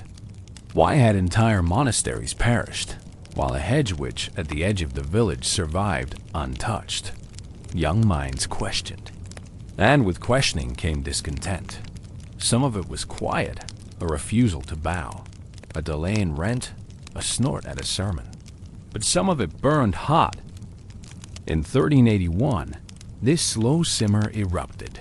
The peasants' revolt sparked by oppressive taxes, wage restrictions, and anger at corrupt officials swept through the south of England like a sudden summer storm. Villages emptied. Rebels marched on London. They demanded the end of serfdom, the reduction of rents, the removal of certain royal ministers, and most of all, recognition. Though the revolt ultimately failed, its leaders killed, its promises retracted, it left a deep mark. It had not come from nothing.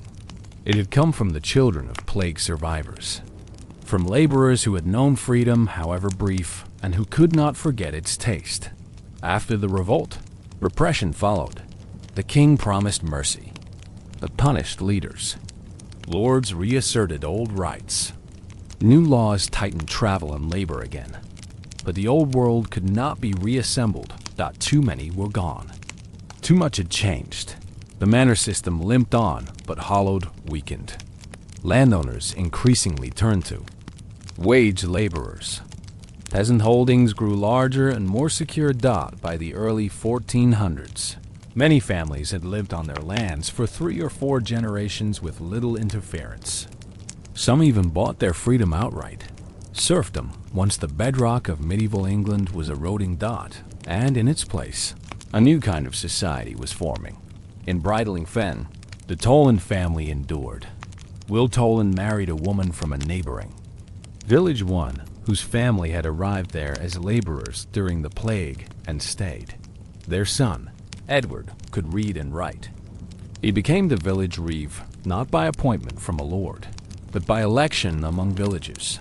He kept records in English, not Latin. He settled disputes, oversaw harvests, and ensured the common pasture remained open to all. What had once been a position of enforcement had become one of stewardship. Even in a small village like Bridling Fen, power had shifted downward. And what of memory? The plague lived on in stories. Old women told of how the birds went silent. Men remember burying entire families in a single day. Children whispered that the West Woods were haunted by ghosts of those unburied. But more than the horror, they remembered what came after. They remembered how, when the Lord stopped arriving, the people had to govern themselves. How they sowed fields without permission. How they argued over wells and fences but found ways to manage. They remembered that, even in death's shadow, they had lived. By the time the 15th century dawned, England was a changed land. Villages were smaller, but stronger. Manners were fewer, but more flexible. Markets were more vibrant. Guilds grew in towns. Education, though still rare, was spreading. And through it all, the children of the plague continued to shape their world, not with rebellion, but with routine. Not with fire, but with furrows. The peasant, once bound to land and law, had become something new, a tenant, a worker, a citizen in embryo. We often think history is made by kings and conquests. But here, in the quiet spaces between, we see another kind of story. A story of resilience. Of people who buried their families, then rose to sow the next season. Of mothers who held their children through fevers and still rose to milk the cow. Of boys who had never seen a church but knew how to read a contract. Of villages like Bridling Fen, once forgotten, now the seedbed of a future that would slowly but surely shift the world. And perhaps the real question is this: if such great change could come not from power, but from survival, what quiet revolutions might be unfolding around us now? unnoticed in their time, but vital to the future. That concludes Story 4, A Plague in the Fields, How Medieval Peasants Survived the Black Death. Story 5, Salt and Silence, The Secret Lives of Medieval Japanese Salt Workers. If you were to walk the ragged coastline of Japan's Noto Peninsula, sometime in the late 13th century, you might miss the most important industry nestled between the waves and the trees. There, among windswept dunes and coastal pines, worked the shioko, salt makers, whose livelihoods depended on an ancient and delicate dance between seawater and sunlight, tide and patience that no feudal castle cast its shadow here. No great battles were fought, but in the clink of ceramic pots, the hiss of seawater on hot iron, and the grit of ash-stained sandals, you would have found a world as vital as any palace, one that sustained the diets, the taxes, and even the religions of medieval Japan. And yet, their story rarely finds its way into textbooks. Let us walk there now. Just before dawn, the village of Ashitsu sat on the western edge of Noto, tucked between forested hills and a long, shallow beach that was unusually flat for Japan's rugged coasts. That flatness, though unremarkable to the eye, made it perfect for ajihama, the traditional salt harvesting method used in this region for centuries. In this method, seawater was manually collected and sprinkled over prepared sand beds. The sun and wind would do their work, drying the sand and leaving it thick with salty crystals. That sand was then shoveled into woven baskets and leached with more seawater in troughs, producing a concentrated brine. This brine was boiled over wood fires in large iron kettles, sometimes for hours, until white salt remained. It was labor-intensive. It was slow, and it was essential. Salt was not merely a flavoring agent in medieval Japan. It was a preservative, one of the few reliable ways to keep food from spoiling in a humid climate. It preserved fish, radishes, plums. It preserved life through long winters. It also preserved power. Taxes were often paid in salt. Temples relied on salt donations to preserve offerings. Samurai needed salt to sustain their rations. And peasants, in turn, needed salt to survive periods of poor harvest. Thus, in the most literal of senses, salt was wealth. And those who controlled its production, whether local lords or distant merchants, wielded more influence than their humble surroundings might suggest. But the workers themselves, the shioko, were not wealthy. They were laborers, often hereditary, passing down their rights to sand and tide through families and guilds. Their hands were scarred by brine and fire. Their lives were ruled by the weather, the moon, and the demands of salt-boiling cauldrons. Uramasa, son of a long line of salt workers in Ashitsu, was such a man. Each morning, he rose before the sun crested over the forests. He dressed in a linen robe bleached pale by years of salt spray, and tied a sash around his waist to hold his tools. He did not pray, not aloud, but he did pause, every day, at the edge of the sea, standing with toes just at the foam line, listening. The waves, he believed, told him what kind of day it would be. Too rough, and the sand beds would flood. Too calm, and the brine would take longer to condense. A good salt day had a breeze and a tide that pulled strong in the morning. And receded by noon. He was not a priest, yet he read omens. Not a farmer, yet he sowed and reaped in salt. The tools of the Eijihama salt worker were humble but specific. There was the yakihama, the sand field prepared for sprinkling seawater. It had to be flat, weed-free, and lined with gravel. Beneath to prevent erosion, there were wooden buckets for collecting seawater, and long-handled ladles to sprinkle it over the sand. Shovels made from cedar were used to turn the sand as it dried. Increasing evaporation. Then came the draining troughs, narrow channels, where wet sand was piled and flushed with fresh seawater to extract brine. The resulting liquid was caught. In ceramic vats. Finally, the boiling done in open-sided huts with fire pits. The iron pans sat atop mud-packed ovens. The brine was ladled in slowly, boiled down carefully, and skimmed constantly. Ash from pine wood added impurities, which had to be strained or skimmed away. It was a craft of rhythm, memory, and patience. The work was seasonal. Spring and summer offered long sunlit hours and steady breezes. These were the busy months when every family in the village, men, women, even children, turned out to the salt fields. In autumn, activity slowed. In winter, the fields lay dormant, and workers turned to other trades, net mending, boat building, or working in the forests. But salt never truly left their minds. It flavored their fish. It whitened their robes. It caked under their fingernails. It paid their debts. And in a quiet way, it defined who they were. There were no grand festivals for salt workers, no elaborate ceremonies. But they did observe certain rites. When the first fire of the season was lit under the boiling kettles, Uramas's wife, Kinu, would place a folded paper charm in the rafters of the salt hut, a simple offering to the sea kami. No grand shrine stood here, but a small stone at the edge of the field bore a moss-covered carving of Ibisu, the patron of fishers and fortune. The charm was not elaborate, nor was the prayer spoken aloud, but it mattered for all the precision of their craft. The Shioko never forgot how fragile it all was, how easily one storm, one poor tide, one illness could undo a season's work. And there were taxes. Salt fields, though humble, were not free from fuel control. The local Jakamachi castle town sent inspectors, often twice a year, to assess production and collect a share of the finished salt.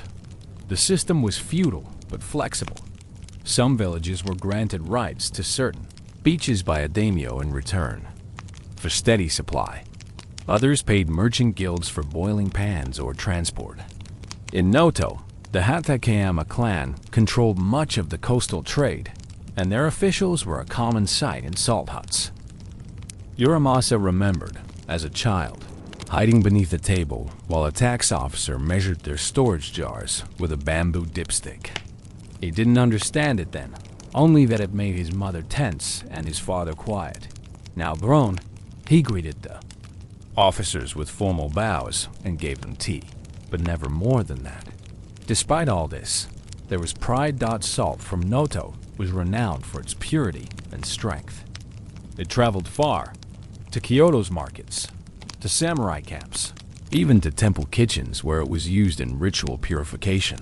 Sometimes, wrapped in wax cloth and tied with braided cord, a small package of ashitsu salt would be offered at a temple. Altar beside rice and sake. And so, in visible way, Uramas's labor touched not just rice and radish, but prayer and ceremony. His family's name might never be known in courts or chronicles, but the salt they made flavored the very foundations of the nation. Still, their world remained vulnerable. Tides were growing less predictable in recent years. Storms struck harder, more often. Some whispered that distant Mongol attacks had stirred the spirits. Others said it was simply the will of the gods. And with each new hardship, whispers of consolidation reached the coast, that fewer villages might be permitted to harvest salt, that larger operations backed by merchants were replacing family plots. Uramasa didn't know what to make of these rumors. He only knew how to read the tide line, when to light the fire, and how to tell by taste and texture when the salt was ready. That was the world he understood. On a late summer evening, as the sun fell low and orange over the fields, Uramasa stood barefoot in the Yakihama, letting the sand cool beneath his feet. The boiling was done for the day. The fire had been banked. His wife and children were washing buckets in the stream. He bent down, scooped a pinch of fresh salt from a drying pan, and let it fall slowly through his fingers. It shimmered briefly in the fading light, a constellation of white against the dark grain of the cedar pan. There was no music, no applause, just salt dot, just silence, just history unfolding, grain by grain, in a place the world would never think to look. But perhaps the real question is this: if salt was so small, so humble, so easily missed, why did it hold together the lives, the rights, and the survival of a whole nation? Salt was never just a mineral dot by the time Uramasa was 35. The lines on his hands had deepened. The leather strap of his sandal had worn grooves into the top of his foot, and he had learned to hear the kettle song, the quiet, rising hum as brine approached its boiling point. It was a song of fire and water, but also of power. Salt, in medieval Japan, was part of an invisible architecture of control. It was measured and taxed, gifted and stolen, blessed and boiled, and behind every grain was a network of trade and negotiation that reached far beyond the wind-blown beaches of the Noto Peninsula. To understand Uramasa's life, one must follow the salt, where it went, who touched it, and what it meant. Let us begin with the kettle. The kettles used to boil brine into. Salt were not local inventions. The earliest large-scale salt boiling technology arrived in Japan centuries before, likely from the Korean peninsula or southern China, adapted slowly to Japanese shores. The kettles themselves were cast iron, often repurposed from old cookware or merchant scrap, and in some cases imported through regional ports like Hakui and Sado in Ashitsu. The kettles were handed down like heirlooms, patched and repaired with iron rivets and sealed with ash paste. To lose a kettle was to halt production. To crack one mid-season could spell ruin. Uramasa's grandfather, it was said, once carried their family's cracked boiling pan across 3 villages to have it reforged by a blacksmith near Togi, then walked it home balanced on a bamboo pole. That kettle still bore the repair seam, a pale scar across its rounded lip. It was, in a way, a family crest. The fuel used to feed these fires also mattered.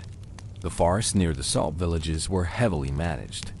Pine would burn hot and clean, but overharvesting led to erosion, and erosion ruined the salt fields. So the villagers learned to coppice, cutting young trees and allowing new shoots to grow in controlled patterns. Ashes from these pine logs were swept daily and sifted for lye, which sometimes leached into the salt and affected taste. Not all buyers minded. Some believed a hint of ash meant strength. Others wanted purity, whiteness like rice, crystals, like snow. And so the salt was grated, coarse for pickling, fine for offerings, yellowed for fish packing, white for tribute. What Uramasa made each day could be destined for a kitchen, a shrine, or a ledger. He never knew. Merchants arrived twice per season, usually from inland towns like Kanazawa or Toyama. They traveled on foot or on horseback, sometimes with porters carrying straw-wrapped ceramic pots slung between them. These pots, known as shirib, were often exchanged on the spot. Salt for goods, rice, cloth, iron tools, or even dried squid. Uramasa preferred trade to coin. Coin could be shaved, cheated, but rice had weight. Cloth could clothe. And besides, salt fetched a better price when needed urgently. Once, after an early autumn storm destroyed part of a fishing village near Wajima, the demand for preserving salt surged. Uramasa and his neighbors filled 3 extra shirib jars that week and traded them for enough rice to last through winter. Disaster elsewhere became survival at home. But there were middlemen. Salt passed from the Shioko to coastal merchants, from coastal merchants to inland traders, and from there to samurai storehouses and temple kitchens. Each step added value and removed the laborer further from recognition. Uramasa knew that the salt he scraped from his kettle might one day season a dish for a court noble in Kyoto, but it would arrive there bearing another man's name, or no name at all. This was not injustice. It was simply the shape of things. Even the tides, after all, obeyed patterns larger than themselves. The taxes, however, were not abstract. Twice each year, the inspector from the Hatakeyama clan would arrive on horseback wearing lacquered wooden sandals and carrying a bamboo scroll case tied with a red cord.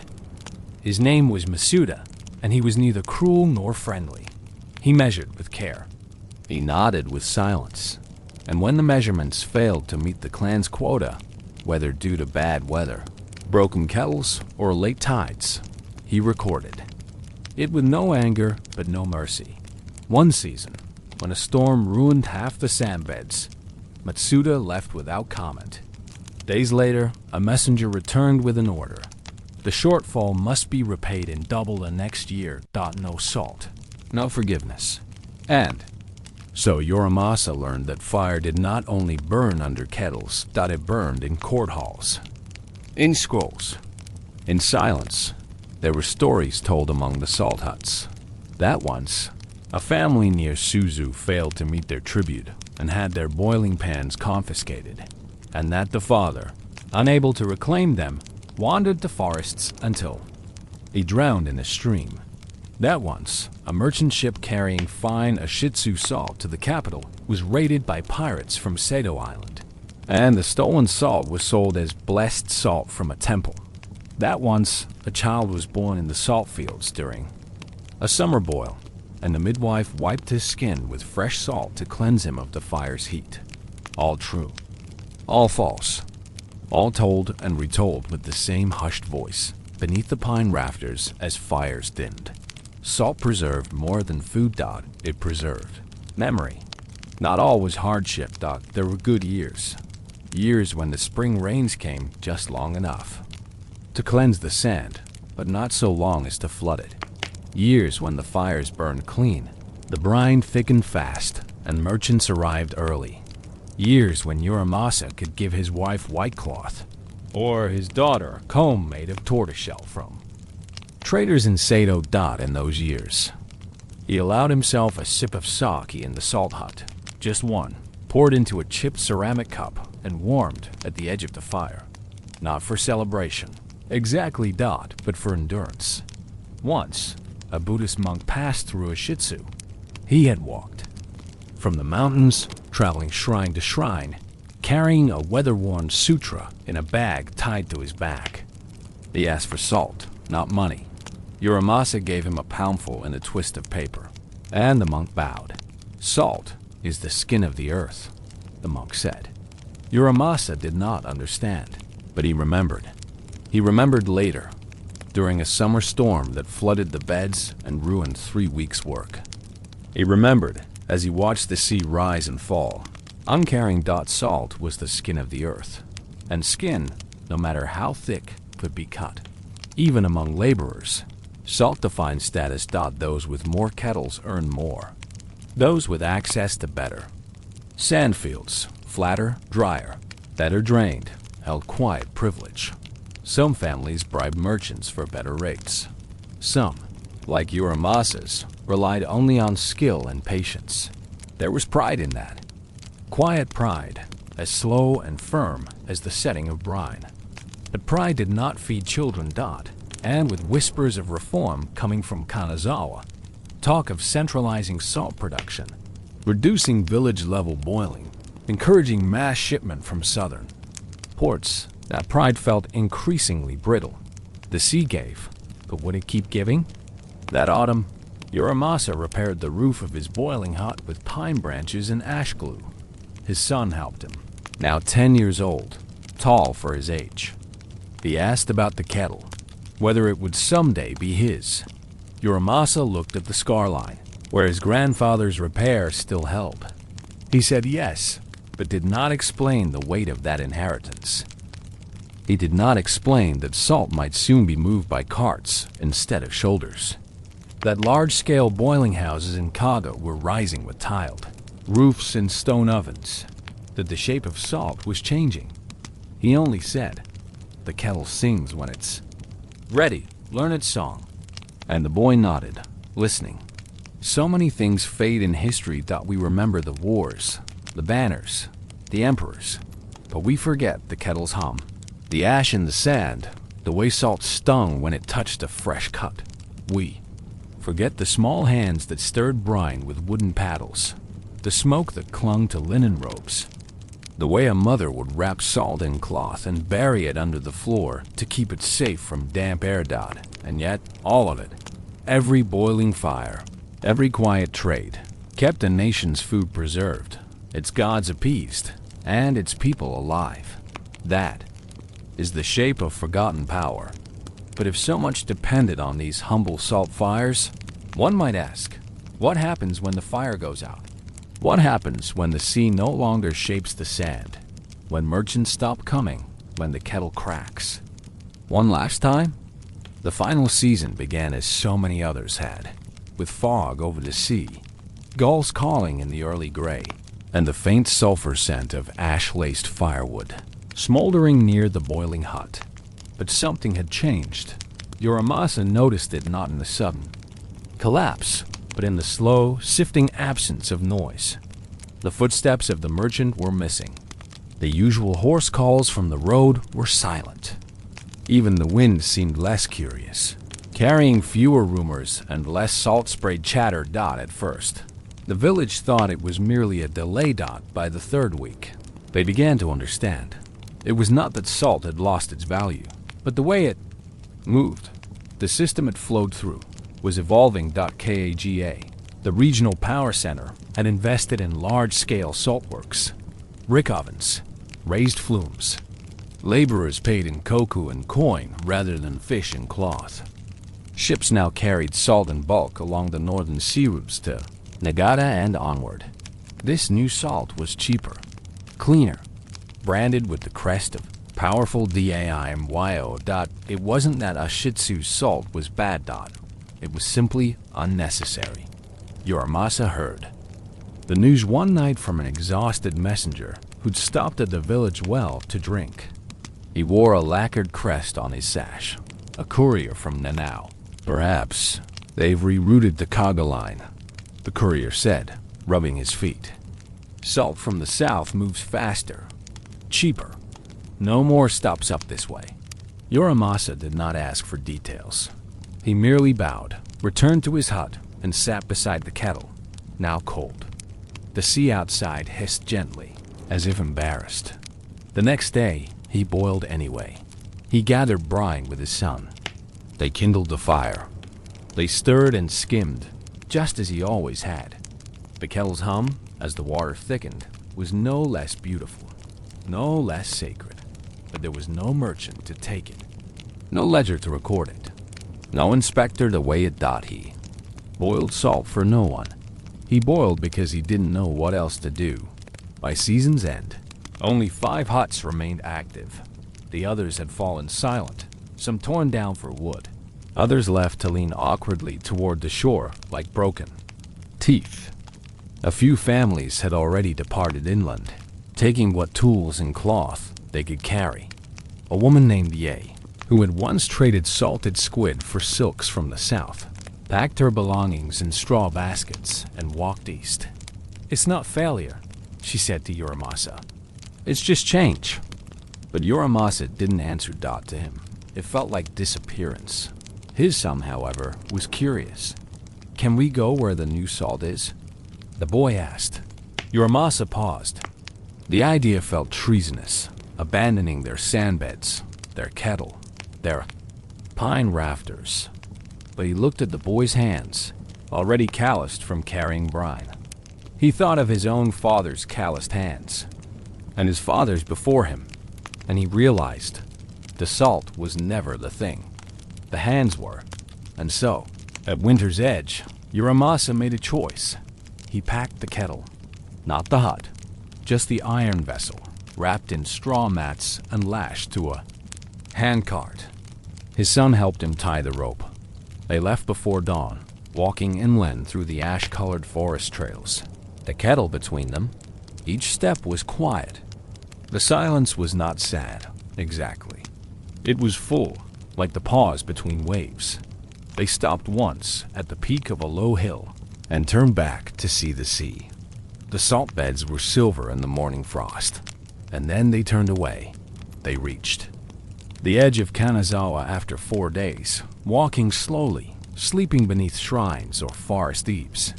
The city was loud, busy, a nest of tile rooftops and horse carts. Smoke curled from chimneys, and the smell of lacquer, rice, and iron filled the alleys. Uramasa found work not in a salt works. Those were already full, but in a fish pickling shop owned by a retired merchant named Kanatake. "Can you stir?" the man asked. Uramasa nodded. "Can your boy cut?" He nodded again. The man waved them in. The pickling shop was not glamorous. Barrels of daikon and yumaboshi lined the back, their sharp smells filling the air. But there was salt, plenty of it, different in texture and taste from what Uramasa once made. Mined, perhaps, or refined in those southern factories. Still, he stirred it with the same patience, measured with the same hands, taught his son how to pack the pickles in even layers, how to press with stones just heavy enough to draw out moisture. He didn't boil anymore, but he preserved thought that at least he still understood. Years passed. The kettle never boiled again.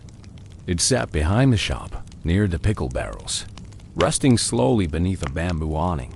Uramasa kept it out of sentiment, but also out of memory that he could not part with it. Not because it had value, but because it had voice thought in dreams. He still heard its hum. His son, now grown, took over the pickling trade.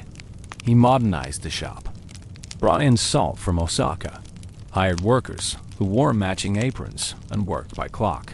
He kept the kettle though, repainted it once, told his own children that it had belonged to a salt master, a title Uramasa had never used for himself. They called him that anyway, the salt master.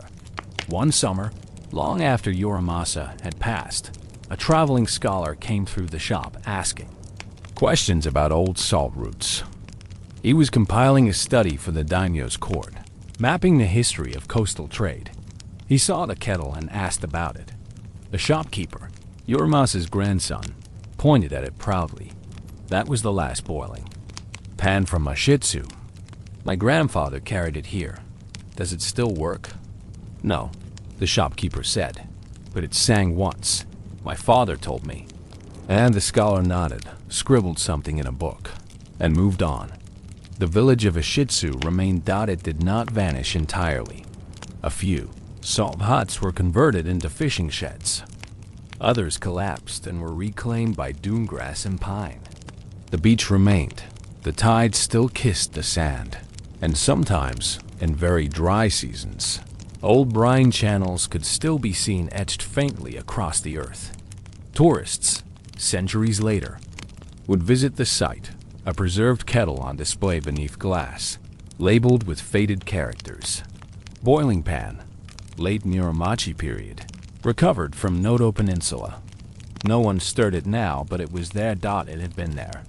Salt is humble. Grain by grain, it disappears into food. It does not announce itself, but it preserves it preserves fish. It preserves memory.